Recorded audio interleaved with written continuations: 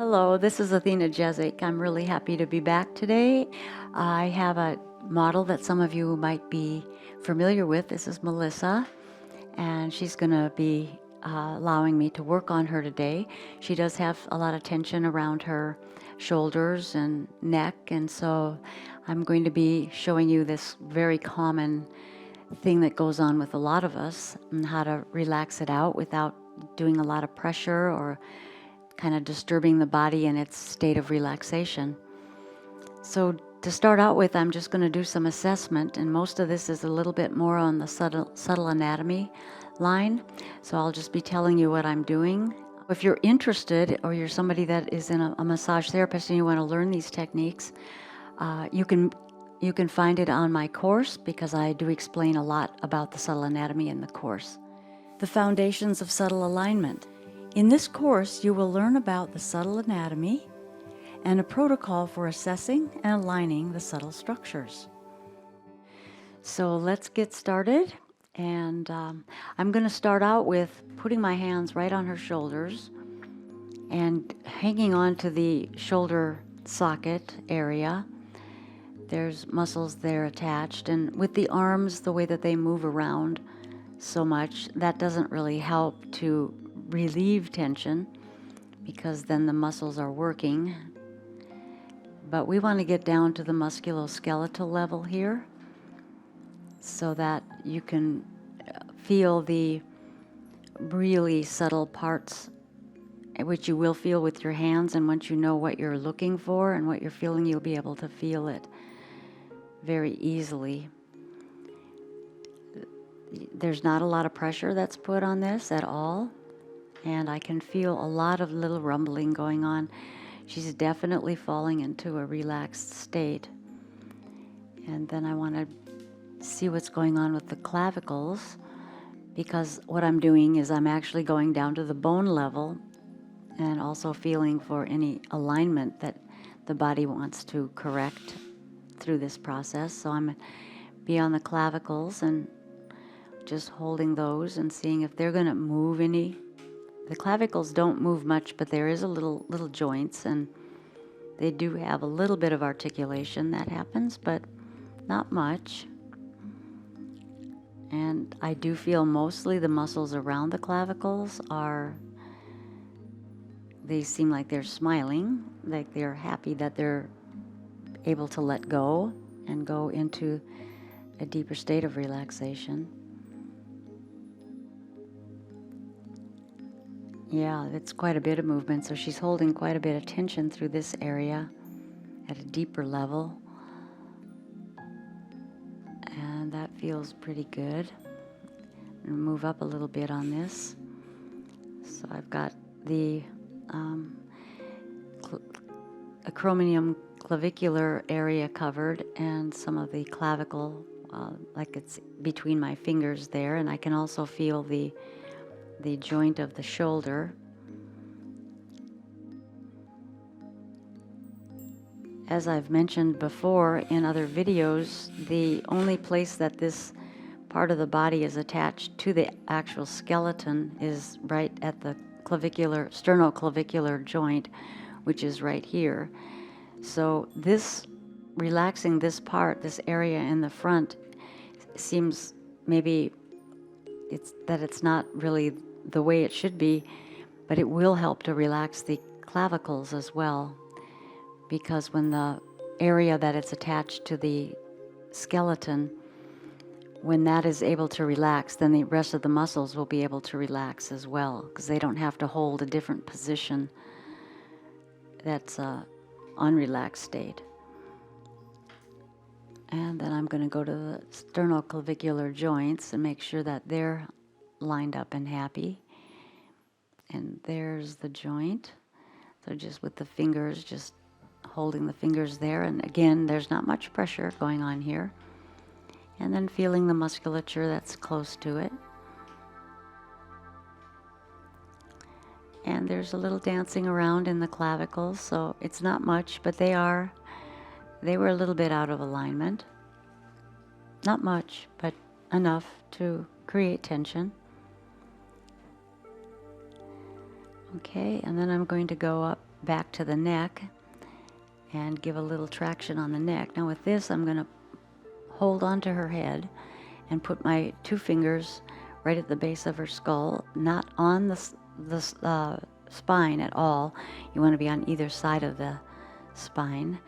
And so I'm just going to curl my fingers kind of right at the very edge of the skull, at the occiput, kind of curl my fingers there. So I'm going to pull a little traction, but it's not a very big traction, and the traction doesn't come from the head. The traction is going to be from between the occipital base and the atlas, and just those muscles in there, because those will be the muscles that will be the tightest, holding those shoulders in place, those along with the levator scapula muscles and other neck muscles. And so we'll just allow that to happen and feel more relaxation. The point of a lot of this work that I do is to take people from the sympathetic nervous system, which is turned on almost all the time in today's world, and move it into the parasympathetic, where there's a deep relaxation, because there's so much that happens when that happens. The musculoskeletal system can then release and relax, which is probably something of what I'm feeling when I go for the assessment. And when that happens, the cerebral spinal fluid will be able to flow with a lot more smoothness. And that cerebral spinal fluid is really important because it somewhat is detoxifying the fluid, will detoxify things in the spinal cord as well as around the head and the brain from those membranes. I'm learning so much more about the cranial system that goes into very, very, very subtle structures and how it all works together. It goes beyond just the structure and the alignment, but the alignment is really important, because when we have a good alignment of the body at the subtle level, then the energy actually flows better. And this is energy that is also related to the chakra and the meridian system. So it's important to learn the subtle stuff. The physical stuff is fine for different things too. There's not any right or wrong, but if someone really needs to relax, they need to go deep and not only get the structure straightened and aligned, but also realize that that's also playing into the energetic parts of our body that we need to have functioning properly as well. So it's a total body work. It's not just piecing it together. It's connecting it together and getting it all kind of in harmony with it, the whole self. And so I've been feeling little movements happening through the head and neck. And it feels like that was a pretty big little jump there. And so I think she's getting more and more relaxed as we continue. I'm going to just take a little more stretch, a little traction of just the neck. Okay. And then my thumbs are going to go into the where the levator scapula is and the trapezius, kind of into those muscles. Now, those are thicker muscles, so the pressure is going to be a little bit more, but not a lot more. It's just that I want to get down to the bone, but I'm not going to push myself through that. I'm just going to allow her body to say, okay, I'm trusting, I'm relaxing, go for it, and then it will invite me in. And as it invites me in, then the other muscles and stuff that are close to, the tissues, I should say, are going to be opening up and allowing my thumbs to go in a little bit deeper. And that just means that the muscles are relaxing to the point where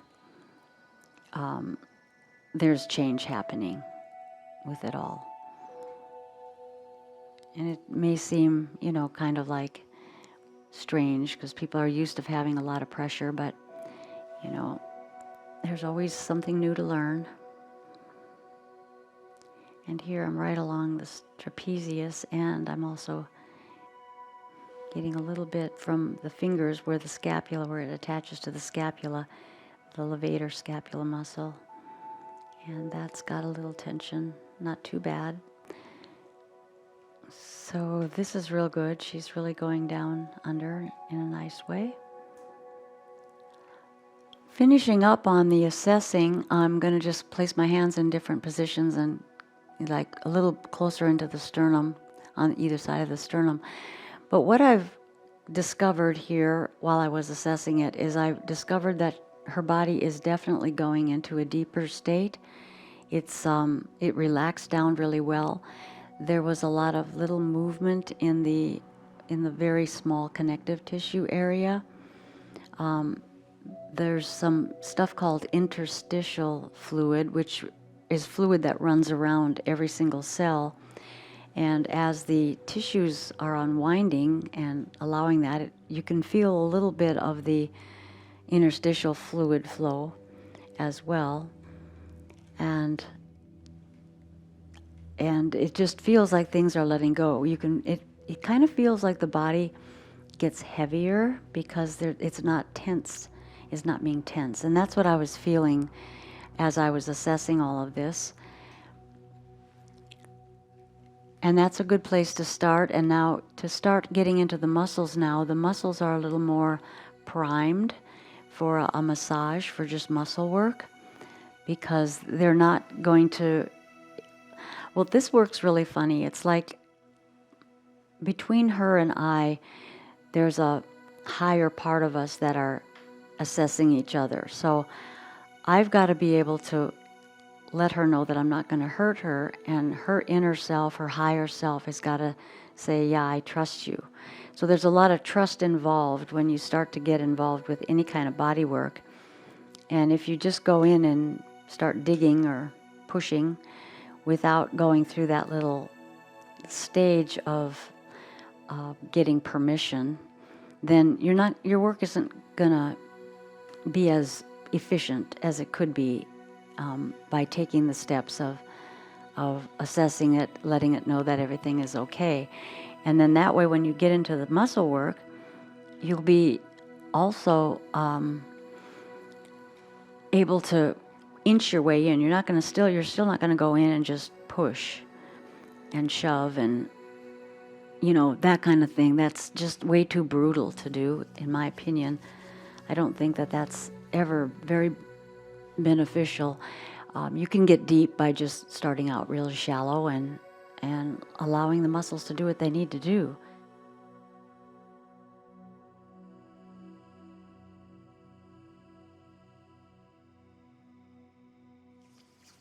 And I'm going to get a little bit behind her. You don't need to use a whole lot of oil.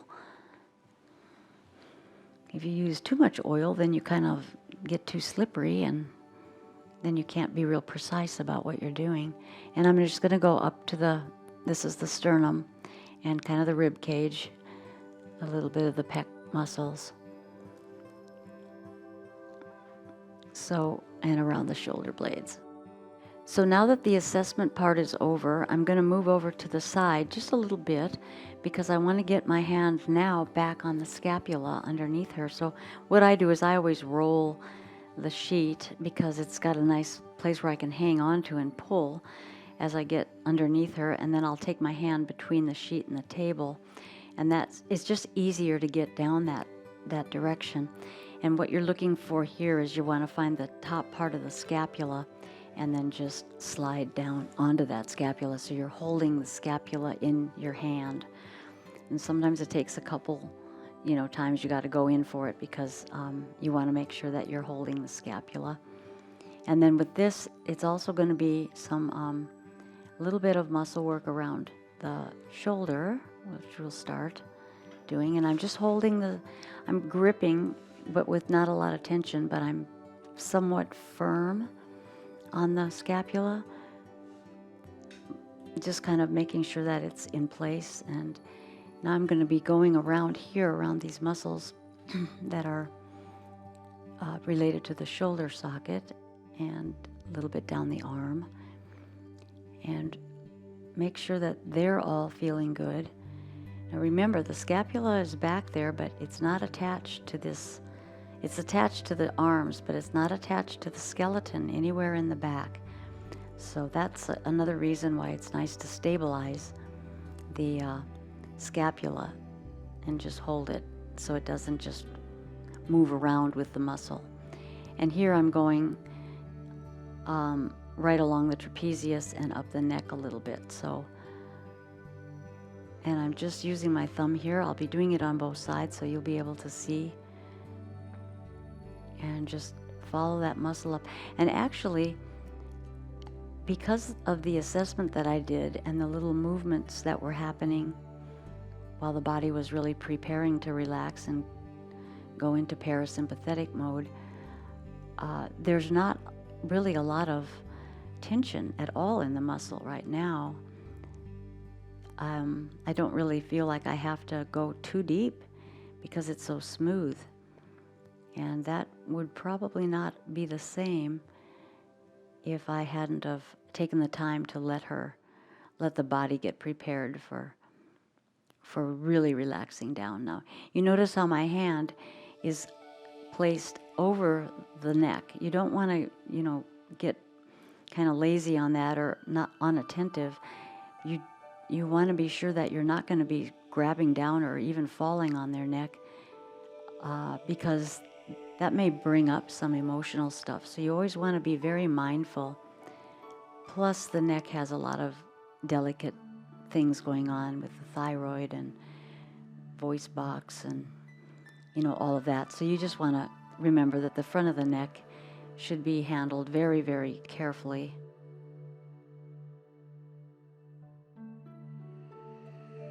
And then I'm rolling my thumb over the scapula into the little area where the clavicle is. That's kind of a little indentation. In fact, if you go into this and you go slightly, you want to be very careful with this too, but this is where the top of the lung is, right in this area. So sometimes I can feel the lungs, and most of the time I don't really pay attention to it though. So now going around the shoulders and then up in here, and then taking my hand this way, and I'm going to go all the way up into the neck with the fingers, which is a little bit different. And when I do that, I go right next to the vertebrae and sweep it up. This area is easier to get to in a way. It's easier to get to when they're face up, because when they're face down, the anatomy kind of changes, and it's just different. Now, if you can figure out how to do it, face down if you prefer, that's fine. Whatever works is what you want to do. But I have found that many people's necks are kind of short. And in the back, when you're facing down and you have the neck cradle on, you want to drop the cradle in order to have a long neck. And oftentimes that doesn't feel very comfortable to lay with your head kind of hanging off the end of the table, even though it's in a cradle. And then I'm going to go along here. Now here is going to be a really delicate area. I'm going along the top of the clavicle now, and right behind the clavicle, you can maybe see my thumb is there. I'm very light, but I'm sliding along, and that's where there's some lymph nodes. That's where the main drainage points for lymphatic work are, right here. That's where you open the system up. So this is a little lymph work as well. So, this is why it's important to get fairly skilled, at least know what you're doing with different modalities, because I really do work through about 4 modalities. I'll work with the muscles, and I'll work with the subtle anatomy, and I'll work with the bones, and I'll work with the lymph system. And I guess I'm adding another one because I'm working more and more with the energy system as well. So you just take them one at a time and, then add another. But be sure you understand the work of each modality. Now here's the little muscles going up into the neck. And I'm just going to very gently kind of rock those back and forth. I think this is part of the sternocleidomastoid. It's a very thin muscle. Usually, sometimes that muscle is thicker. And I've noticed that there's a little bit different placement in people with this. It's thicker up here. I'm kind of but I'm beside the thyroid gland, and I'm not going to pinch it. I have had a therapist pinch that really tight, and I don't like it when it's like that. It just makes me feel like they're invading a little bit too close to my space. And so you just want to work it a little bit there and up, and then you can also get from the chin, you can work down and like so. And then you can get a little bit into the rib cage and the sternum and the rib cage and just feel that out. Now when you're going to pull the muscles, the hand out from the scapula, you want to also kind of assess the muscles there and kind of see if there's a little movement between the scapula and the shoulder socket. Not much movement, but a little movement, because you don't want those muscles cinching down. And then you can just pull your hand, as you're pulling your hand out, go along the outside of the scapula on either side. Just kind of get your hands around the edges there, pulling it out, and then feeling, you kind of have to curve your fingers in and feel right that inner side of the scapula, because that'll be the toughest side, and it goes right into the levator scapula muscle. So you just kind of bring it around, and so you're doing a little bit of pushing into the scapula. You do it when they're face down, you can do that, but that's just a nice way to do it when you got them on their back. And then you can just check the articulation a bit. So you see, the work that can be done to relax a person down doesn't have to be too vigorous, and it shouldn't really be hard on the therapist. So now we are on the other side, and like I say, I like to roll the sheet. I used to didn't do this, and one time I just held onto the sheet and pulled and it ripped. So I've kind of learned how to do it with a little bit more of a grip underneath it so it doesn't just rip in my hand. It was rather embarrassing, actually. So here I am on the other side. I'm going to slide this hand under and find that scapula again and let that scapula rest in my, here I have to find a second shot. There we go. Yeah, and just so that the scapula will fit pretty much in your whole hand. Of course, it does depend on the size of your hand and the size of the scapula, but for the most part, it does. It just fits in the palm of the hand, and the fingers are spread. And then the top part of the scapula is resting in this upper part of the hand, right next to the wrist. That's kind of where that is being placed. So then we can just start this again and just kind of go. Still got plenty of oil for what we need. I'm just going to start in here a little bit and hold firm that scapula.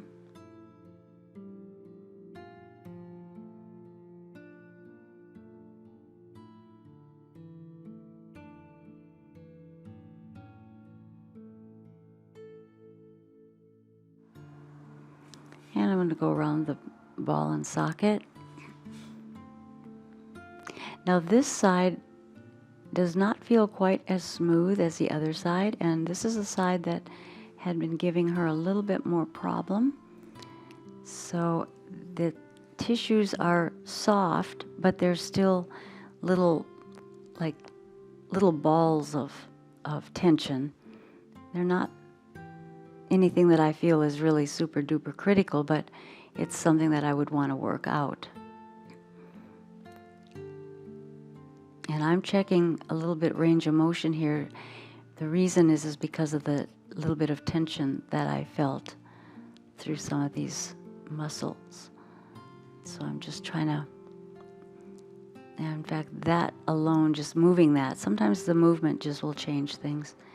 That definitely took a lot of that little gravel. It's almost like sand. It just feels kind of like there's sand in there that you pull your hands over, and this feels real good through here.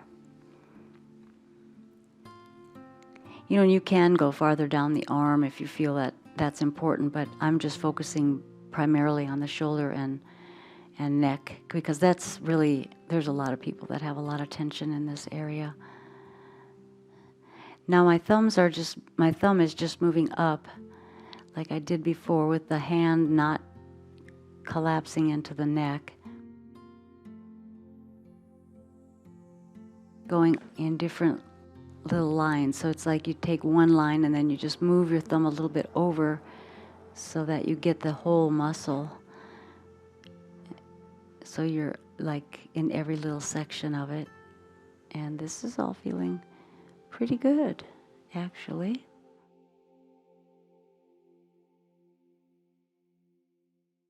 There's some movement that I can feel also in the scapula. Okay, then get along the clavicle here.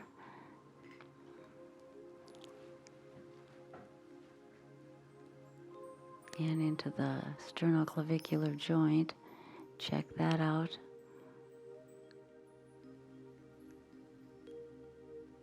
And I'm articulating a little bit with the scapula here. This definitely was a little bit tighter. And so we're working a little bit deeper for this one, but it's still not a lot of pressure. And then I'm going to roll my hand up and into the base of the skull, so that this is trapezius, you know, and levator, scapula muscles. They attach up into the neck, into those vertebrae. So it's important to cover them all, but you don't go over the spine. You want to stay, in this case, you're on the left side. You want to stay on the left side of the spine, but you can go close to it, but you just don't want to go on top of it. And then I'm going to pull out from there to give a little cross fiber friction in case it was a little harder to see on the other side. But that's all really good. It's really nice the way it's let itself go. And then I'm going to do that little bit of a pinching, so you can see just kind of a pinch, but it's not really a pinch. It's just taking the muscle and giving little circular motions to it to see the fluidity of the muscle.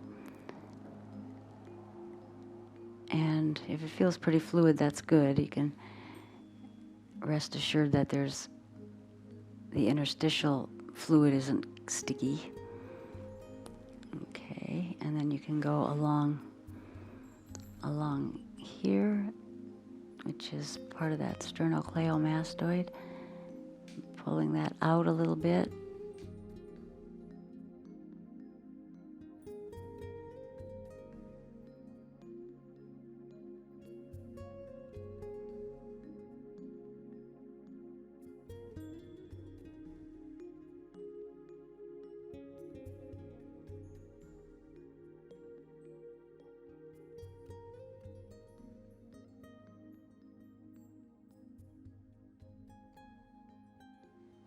And then I'm going to go down this muscle this way. And then feel a little bit. Now this is not really pinching, but I've got my finger holding that muscle and just giving it a little stretch, giving the fibers a little stretch, because the direction that the muscle is going is the way that that's just the natural way that the muscles are laying. And then when you go across that, it's called cross fiber friction. And it's a good thing there, because then you can open up those different little strands of muscle. And then you can also get up into the head.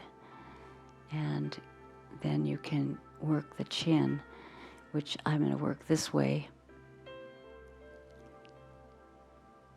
And then this way. That way's a little bit different. And then it really feels better to work it this way.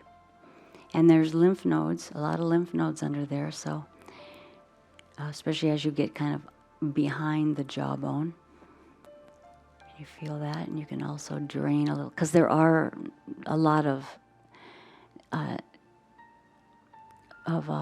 lymph nodes that are in the neck, and so you can take the direction of the lymph and push it a little bit down into the area that you can go around then and open up, so the lymph is going to be moving out of the head and down through the body,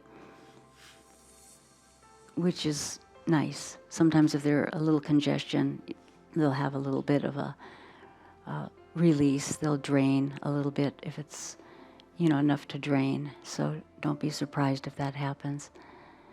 Okay. Now before I pull things out from under, I'm going to show you a little bit on the neck. You're at the sternoclavicular joint, and you can see where that muscle is attaching in there. Now what you can do is you can go up that muscle a while, and then when you feel the center of the throat, then you're on the wide side of it, you're feeling the thyroid gland. And I'm just going to be very gentle with little tiny circular motions, but very, very, very gentle. Now, there's ways to do this, and I'm just going to do it, but I'm not going to explain. That way you can get in the course if you're interested. But what you want to do here is make sure that the thyroid is also not stuck, not sticky. So you take and actually move the thyroid left to right, and then you'll move the thyroid together up and down, and then you'll alternate the thyroid with one side going up and one side going down. And then I can feel this working into her scapula. And now the next one would be where you get a hold of the thyroid and you just lift it and then let it fall back down. These are very small movements, very gentle movements, and you do need to know what you're doing on this. And then you can also come just above it and very gently just apply a little work, because the thyroid now, if I test it, it's got a little bit more movement and fluidity in it, and we want movement in the body. So now I could feel that kind of wiggling around in different areas of the scapula, and so now I'm just going to get a hold of the shoulder, and I'm going to slide out, getting those fingers as best you can, because they're laying on you, so it's not that easy to do, but try to follow the edges of the scapula, and then when you get to the top, then you want to go around that top part and in along so you go around a corner, and then you slide your fingers along the top of it, and that's along the trapezius and the erector spinae, and then you can just test it and see how that is, and then you want to also just check a little bit of the range of motion. You can do this different ways. Do it the way that you feel the best at doing it, the way your hand placement and where you're seated. But remember that you just want to stay gentle, and yet you want to have enough oomph behind it that you're going to be also feeling, you're not going so gentle that you can't feel any kind of rotation or articulation. And so there, and then the ending would be just holding the back of the neck.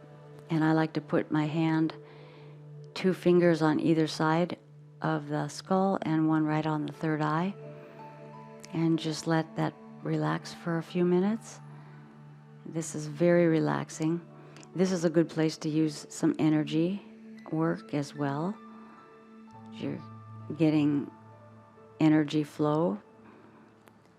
And then you can also put your hand on right below the clavicles and feel that kind of drives it into the heart area, the heart chakra. And then just slowly let the hands come up.